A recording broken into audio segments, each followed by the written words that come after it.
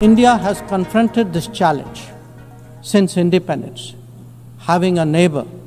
For decades now, major international terrorist attacks are traced back to that one country, are replete with its nationals. The most recent example of cross-border barbarism was the murder of innocent tourists in Pahalgam. We heard the familiar rhetoric from one member state. What was said was predictable. An attempt to malign Pakistan, relying on rhetoric and disinformation, yet as always, completely devoid of facts. It is telling that a neighbor who was not named chose to nevertheless respond and admit their long-standing practice of cross-border terrorism. No arguments or untruths can ever whitewash the crimes of terrorism. Mr. President, today we heard the familiar rhetoric from one member state. What was said was predictable. An attempt to malign Pakistan, relying on rhetoric and disinformation, yet as always, completely devoid of facts. So let me state those facts clearly. Mr. President, Pakistan has sacrificed over 90,000 lives in fighting terrorism. Its sacrifices are recognized globally. We are one of the strongest pillars in leading global efforts for combating terrorism, as also highlighted by my Prime Minister at this forum. The malicious accusations about terrorism by this one country, unfortunately by our neighbor, are a deliberate attempt to repeat lies. And to keep doing that until they are accepted as the truth. But as we know, that is far from ground realities. This country is not just a serial perpetrator of terrorism, it is a regional bully, a net destabilizer for the entire region, holding South Asia hostage to its hegemonic designs and radical ideology that regrettably inspires hate, divisions, and xenophobia. So let me put that in perspective. First, this country is in the league of those who illegally occupy territories, oppress populations, and violate fundamental human rights, as in the case of Indian illegally occupied Jammu and Kashmir. State terrorism in the form of extrajudicial killings, arbitrary arrests, detentions, stage encounters, and collective punishment under the cover of counterterrorism. Second, it is this country which runs a sinister cross-border terrorist web and clandestine networks through its proxies, both inside Pakistan and beyond.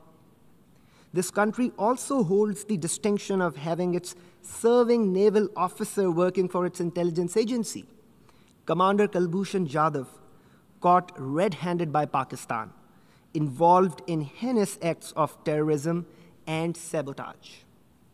Third, we heard the bizarre and untenable claims surrounding the Pahalgam incident. It has become a routine script now. Whenever an incident occurs, Pakistan is reflexively blamed, without evidence, without logic, and without any investigation. Pakistan, as a responsible state, joined other members of the Security Council in condemning the Pahalgam incident. Moreover, Pakistan offered an independent and credible investigation, an offer that was flatly rejected. No surprise that till this day, no evidence related to that incident has been shared by this country.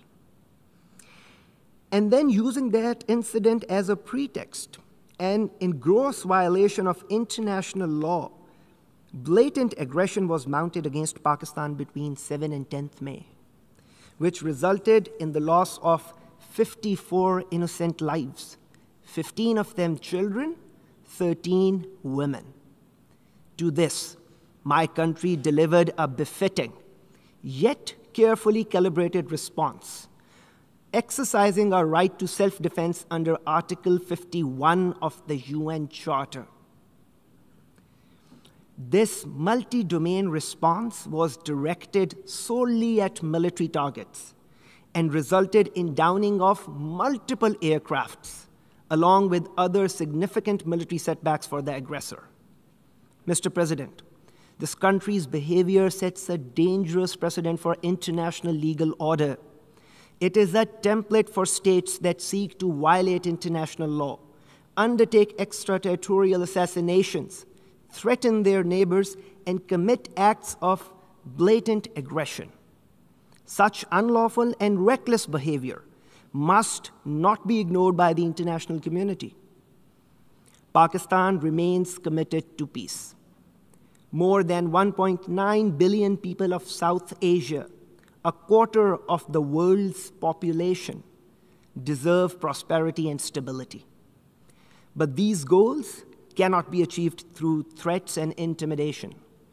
True progress requires sincerity, mutual respect, dialogue, and diplomacy. Principle Pakistan has upheld, and principles which India must finally choose to embrace if it truly seeks peace. It is telling that a neighbor who was not named chose to nevertheless respond and admit their long-standing practice of cross-border terrorism. Pakistan's reputation speaks for itself. Its fingerprints are so visible in terrorism across so many geographies. It's a menace not only to its neighbors, but to the entire world. No arguments or untruths can ever whitewash the crimes of terroristan.